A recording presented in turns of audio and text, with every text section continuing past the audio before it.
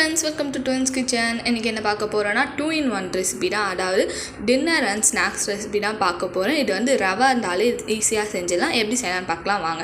இதுக்கு first 1 cup ரவை எடுத்துக்கலாம். அதை ஒரு நல்ல அகலமான பாத்திரத்தில் சேர்த்துக்கோங்க.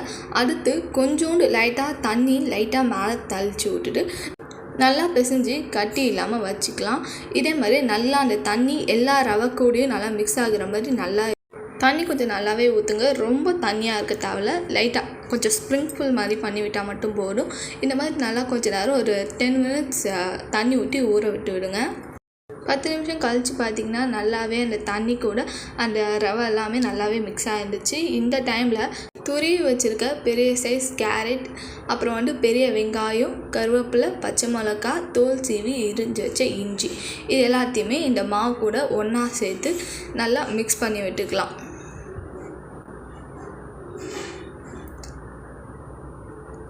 இப்போ இது கூட வறுத்து தோல் நீக்கின குறப்பாக அரைச்ச மல்லாட்டையை இது கூட சேர்த்துக்கலாம். இது வந்து உடம்புக்கு ரொம்ப ஹெல்த்தி அப்படின்றதுனால நாங்கள் இதை சேர்த்துக்கிறோம்.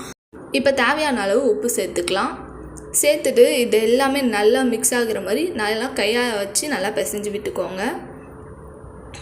அந்த மாவில் தண்ணி தெளிச்சதுனால கொஞ்சம் கெட்டியாக இருக்கும். அதனால் நல்லா வந்து அது ஃபுல்லாகவே கட்டி இல்லாத மாதிரி நல்லா உடச்சி விட்டு நல்லா மிக்ஸ் பண்ணிக்கோங்க. உப்பு ஈவனாக ஸ்ப்ரெட் ஆகட்டும். இந்த டைமில் நம்ம கொஞ்சோண்டு சீரகம், அதாவது ஒரு 1/4 ஸ்பூன் சீரகம் இதில் சேர்த்துக்கலாம். இப்போ கொஞ்சோண்டு தண்ணி சேர்த்துக்கலாம். அப்புறம் வந்து நம்ம அடை தட்டுற மாவு கன்சிஸ்டன்சிக்கு இது வரும். சேர்த்துட்டு நல்லா பிசைஞ்சு விடுங்க. ஒரு கையில் உண்டை பிடிச்சா அப்படி நிற்கணும், அந்த மாதிரி இருக்கதா பார்த்து. இப்போ பாருங்கள், நான் இந்த மாதிரி உண்டை பிடிச்சா அப்படி நிற்கிட்டு பார்த்தீங்களா, உடையாமல். இதே மாதிரி நீங்களும் தண்ணி ஊற்றி பிசைஞ்சுக்கோங்க. இப்போ ஸ்டவ் ஆன் பண்ணி தோசைக்கல் வச்சுக்கோங்க. கொஞ்சம் நேரம் தோசைக்கல் ஹீட் ஆகட்டும். இப்போ தோசைக்கல் ஹீட் ஆனவுடனே கொஞ்சம் தண்ணி தெளிச்சுக்கோங்க.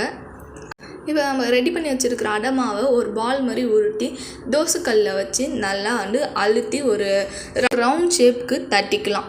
இப்போ அடை வேகத்துக்கு சுற்றி லைட்டாக எண்ணெய் ஊற்றிக்கலாம். ஒரு சைடு வெந்துடுச்சு. இப்போ திருப்பி போட்டுக்கலாம். இப்போ திருப்பி போட்டுட்டு மறுபடியும் கொஞ்சம் ஆயில் சேர்த்துக்கலாம். அப்போனா வந்து வெளியிலலாம் நல்லா கிறிஸ்பியாகவும் சாப்பிட நல்லாயிருக்கும். இப்போ பார்த்திங்கன்னா நல்லா கோல்டன் ப்ரௌனாக வெந்துடுச்சு. இப்போ இதை இன்னொரு பிளேட்டுக்கு மாற்றிடலாம். ஸோ அடுத்து ஒரு ஸ்நாக்ஸ் ரெசிபி, இதை எப்படி செய்யலான்னு பார்க்கலாம் வாங்க. இதில் வந்து ஃபர்ஸ்ட் இட்லி தட்டில் நல்லா எண்ணெயை நல்லாவே அப்ளை பண்ணிக்கோங்க. இந்த மாதிரி ப்ரெஷ் வச்சு அப்ளை பண்ணிக்கோங்க. அப்புறம் ஈவனாக ஸ்ப்ரெட் ஆகும்.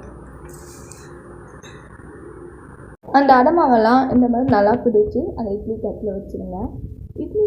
இந்த இட்லி குண்டானில் நம்ம வச்சுருக்கிற இட்லி தட்டை எல்லாத்தையும் எடுத்து வச்சுக்கோங்க. இது ஒரு 10 மினிட்ஸ் வெந்தால் போதும். இப்போ பார்த்தீங்கன்னா இந்த அடமாவு வேக வச்சுட்டு உடையாமல் ரொம்பவுமே நல்லா வந்து இருக்குது. பாருங்கள், உள்ளார எவ்வளோ சாஃப்டாக இருக்குது. நீங்கள் வந்து இதை அப்படியேவும் சாப்பிட்லாம். இது ரொம்பவும் ஹெல்த்தி. இல்லை எனக்கு இது இன்னும் கொஞ்சம் ஸ்பைஸியாக சாப்பிட்ணுன்னு நினச்சிங்கன்னா 7 பல் பூண்டு, அதாவது தோல் நீக்காமல் இந்த மாதிரி நல்லா பஞ்சு போல் இடித்து எடுத்துக்கோங்க. ஸ்டவ் ஆன் பண்ணி கடாய் வச்சுக்கலாம். கடாய் கொஞ்சம் நேரம் ஹீட் ஆகட்டும். இப்போ கடாய் ஹீட் ஆகிடுச்சு. இப்போ தேவையான அளவு எண்ணெய் ஊற்றிக்கலாம். இப்போ எண்ணெய் லைட்டாக ஹீட் ஆனதும் 1 ஸ்பூன் காஷ்மீரி மிளகாய்த்தூள், அப்புறம் இடித்து வச்சுருந்த பூண்டு, இதை சேர்த்துட்டு நல்லா கிண்டி விட்டுக்கோங்க. அப்புறம் தேவையான அளவு உப்பு சேர்த்துக்கலாம். இப்போ ரவை கார கொழுக்கட்டையை இதில் சேர்த்துக்கலாம். இப்போ வேக வச்சுருந்த கார கொழுக்கட்டையை இதில் சேர்த்து நல்லா அந்த மசாலா எல்லாமே ஸ்ப்ரெட் ஆகிற மாதிரி நல்லா கிண்டி விட்டுக்கோங்க. இதில் நம்ம எந்த ஒரு ஆர்டிஃபிஷியல் இன்க்ரீடியன்ஸும் சேர்க்கவே இல்லை. அதான் இப்போ பார்த்திங்கன்னா நம்மளுடைய கார கொழுக்கட்டை ரெடி ஆகிடுச்சு. இதை ஸ்டவ் ஆஃப் பண்ணி வேறு ஒரு பிளேட்டுக்கு மாற்றிக்கலாம்.